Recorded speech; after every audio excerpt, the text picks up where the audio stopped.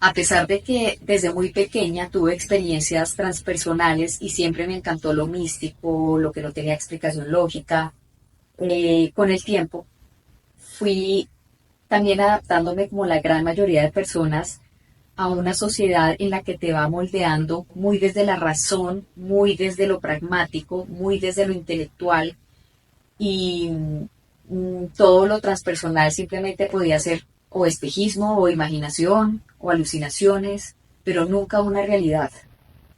A lo que voy con esto es que últimamente he atendido a muchos consultantes pertenecientes del continente europeo, en donde sí que reina mucho más que acá el exceso de raciocinio. Lo que me sorprendió fue que ellos me contactaran sabiendo que soy terapeuta transpersonal, pero bueno, llegaron acá y nunca yo he pretendido contaminar a nadie de que tiene que creer necesariamente en una espiritualidad, porque yo ya sé que ellos son espirituales, lo que pasa es que los desconectaron de esa dimensión. Sin embargo, ha sido un trabajo tan bonito, tan llamativo, poderlos ver al comienzo muy serios, muy como si esto fuera un checklist, ¿sí? Como qué es lo que tengo que hacer, en cuánto tiempo tengo resultados y cómo va a ser el proceso. Y ellos de alguna manera han sentido un alivio cuando yo les digo, aquí no es una lista de chequeo, esta terapia no pretende mirar nada de esa manera, como un cuadrado. Es todo lo contrario, déjate simplemente sorprender y llegas hasta donde te sientas cómodo, es lo que siempre les he dicho. Siento que lo que más les ha gustado de este espacio es que no se sienten analizados, no se sienten cuestionados, no se sienten juzgados. No lo hago con nadie, sea de donde venga. Eh, Mi postura siempre ha sido, o mi apuesta en estos encuentros, es la conexión. Carl Jung decía que cuando queremos prestar un servicio terapéutico o de escucha, sé otra alma humana frente a otra alma humana. Y eso es lo que intento hacer, abrirme a una conexión en la que sé que quien está al frente mío es mucho más que sus pensamientos y es mucho más de lo que él o ella cree que es. Recuerdo mucho una experiencia con uno de ellos que me dijo desde el principio, Sandra, yo no creo en nada de esto de las energías, no lo creo, pero se quiso entregar a una experiencia de visualización. Él sabía desde el comienzo que mi enfoque era el transgeneracional y le había hecho el genograma al comienzo de la sesión. Cuando estaba en esta visualización, comencé a ver cómo era para él reestrenar su conexión corporal, porque inmediatamente lo pude ver en su postura, en su semblante. Empezó a conmoverse un montón a medida que hacíamos ciertos ejercicios sistémicos. Su cuerpo hablaba por él. Y en un momento dado me dijo, estoy sintiendo un hormigueo en esta parte de la cabeza, pero lo decía muy conmovido. Y me dijo que por qué, que cuál era la explicación. Y le dije en ese momento, entrégate al ejercicio, no tienes que saberlo, porque su cultura así se lo había enseñado, que en teoría hay que entenderlo todo, que todo tiene una explicación. Y le dije que simplemente se entregara. Y luego ese hormigueo pasó a otro lado de la cabeza y decía, pero ¿por qué pasa esto? Y le dije, entrégate a la experiencia. El caso es que cuando terminamos el ejercicio se sintió distinto, se sintió diferente. Dijo que le había ayudado a entender muchas cosas y él prácticamente no había hablado durante el ejercicio. Entonces la pregunta es, ¿qué o quién fue quien lo hizo reflexionar de ciertos temas si prácticamente nunca habló?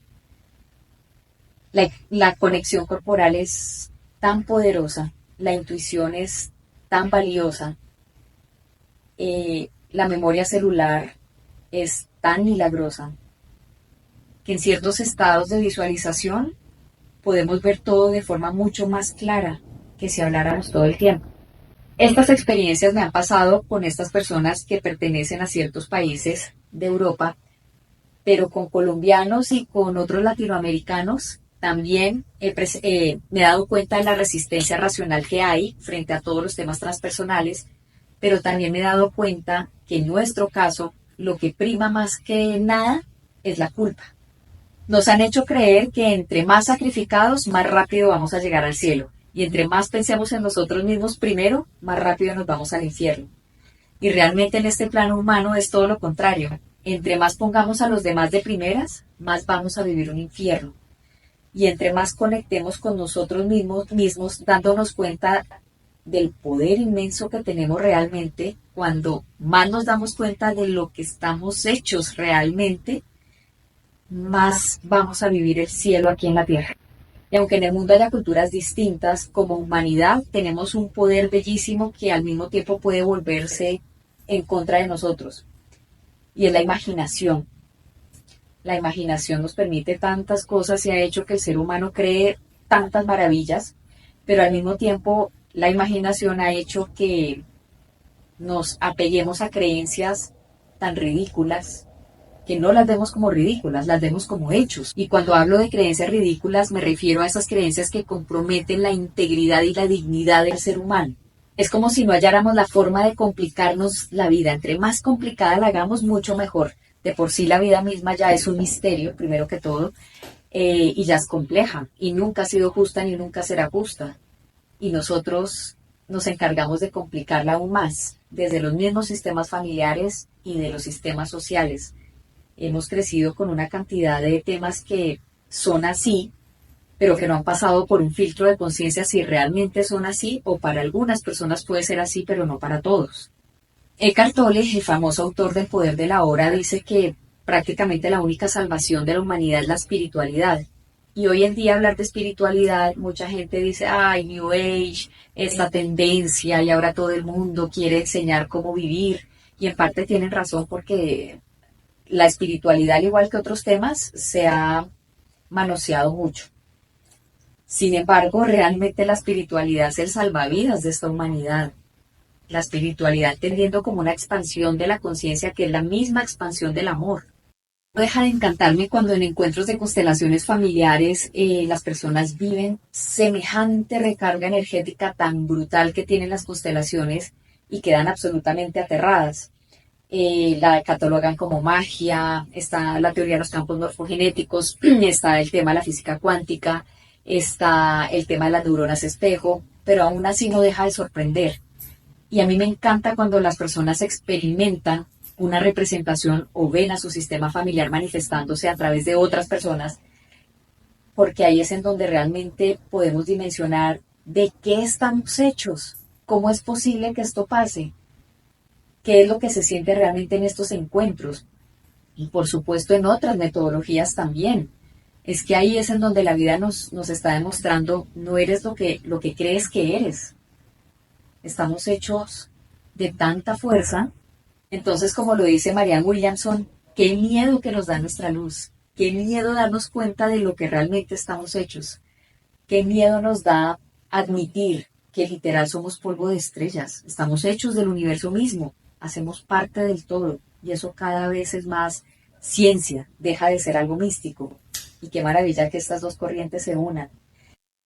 Entonces, finalmente mi invitación es a que no caigamos tampoco en patologías transpersonales o patologías espirituales que pertenecen a todas estas sectas que te hacen creer que la espiritualidad la tienen ellos como única verdad y que todo lo que se salga de esa secta no existe.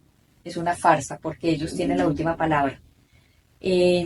Sino a que la descubras por tus propios medios, a tu manera, con tu experiencia, pero que conectes otra vez con tu espiritualidad, con tu propia expansión del amor y que por supuesto te inspires en otras personas, en ciertas corrientes, pero que seas realmente tú misma, tú mismo.